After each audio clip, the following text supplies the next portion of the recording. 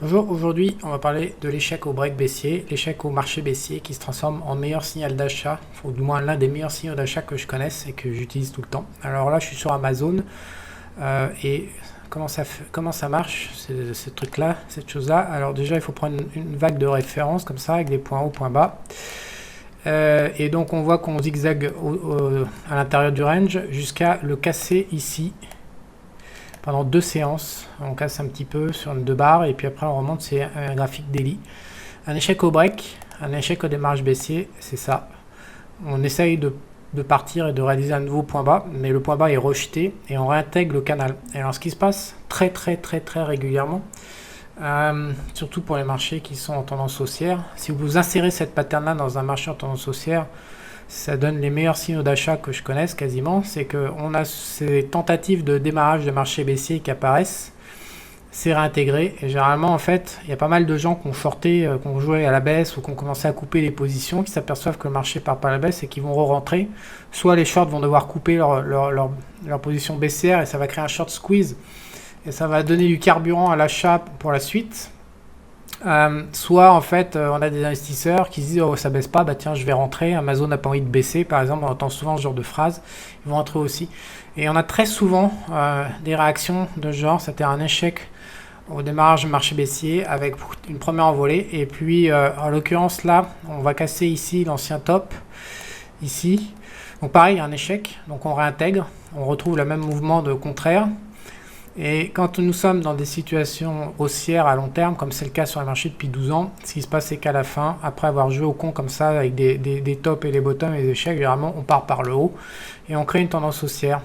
Et donc pour moi cette situation-là, c'est une situation qu'il faut savoir traquer via des screenings, pour que tous les jours, au format daily ou hors par heure, puisque c'est fractal, on peut la répéter même sur des graphiques en 1 minute, ou en 5 minutes, ou en 15 minutes, en 1 heure, en weekly, en monthly. Personnellement, j'ai des screenings qui vont chercher toutes les patterns qui ressemblent à ça en permanence, parce que c'est l'une de mes principales stratégies d'achat, c'est le principal signal que je fais. Et ce que j'aime, c'est toujours ce retour dont je parle souvent maintenant dans les vidéos ici, c'est-à-dire qu'en fait, je ne vais pas acheter. Je pense que là, acheter en contre-tendance ici, bien sûr, il y a de nombreux breaks, 50 à 60% des breaks échouent, donc on le voit si on achète sur les points extrêmes quand on casse.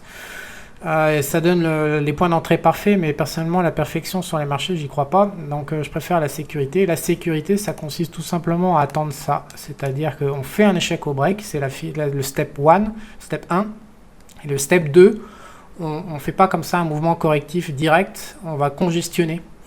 Après avoir fait l'échec, on congestionne. Et c'est quand on casse la congestion, alors moi c'est ça que je traque le plus, mon rêve absolu, c'est quand on casse la congestion et qu'on repart en sens de la tendance long terme.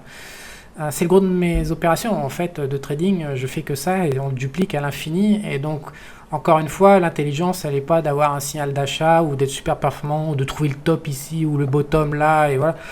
Non, l'intelligence ça consiste à développer des screeners qui sont capables de remonter à la chaîne à longueur de journée ce genre de config pour pouvoir être là et de pouvoir les surveiller, pour pouvoir être là le jour où on a après la congestion, on casse et on s'envole. Parce que là, cette situation-là, là, où on s'envole ici, ça c'est du 81% de taux de réussite. C'est un taux de réussite extrêmement élevé.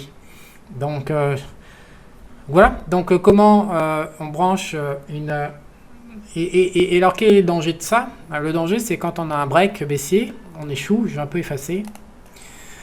Et en fait, une fois qu'on a le break baissier ici, voilà, on va remonter dans la congestion, sauf qu'au lieu de sortir par le haut ici, on va sortir par le bas et on va partir à la baisse. Et c'est ça l'interconnexion en fait entre ma formation sur les indicateurs de marché baissier qui disent attention, là on a un démarrage, parce que X, pour raison structurelle, voilà, il y a tout un tas de critères qui permettent de dire qu'il y a une bonne probabilité de démarrage, et un faux démarrage comme ici, qui va invariablement se terminer par un 80% de taux de réussite dans le rebond. C'est pour ça que j'ai fait cette formation. Donc la formation marché baissier en elle-même en fait elle n'est pas fantastique. Elle permet juste de déboucher et d'assurer le taux de réussite de 80% ici, parce que quand on sait à l'avance que le break baissier il a aucune valeur, que c'est de la merdouille et qu'il est supporté par rien en fait, par aucun phénomène technique ou fondamental, c'est juste comme ça une petite tentative de mecs qui ont essayé de déclencher les stocks. Quand on sait ça, après, on n'a plus qu'à attendre la congestion et puis le break par le haut. Alors que quand on a des indicateurs de marché baissier qui disent attention, ce break là il a lieu dans un marché potentiellement baissier, ah, ça peut en avoir, on n'attend pas la congestion, on va pas la jouer la congestion, on va pas jouer le rebond parce que évidemment là les probabilités sont plus de 80%, elles sont peut-être de 50-50 parce qu'il y a 50% de chance pour qu'on parte par le bas après et que cette premier échec baissier soit retenté une deuxième fois et cette fois-ci il y ait du succès. Donc moi c'est comme ça que j'ai organisé mon trading.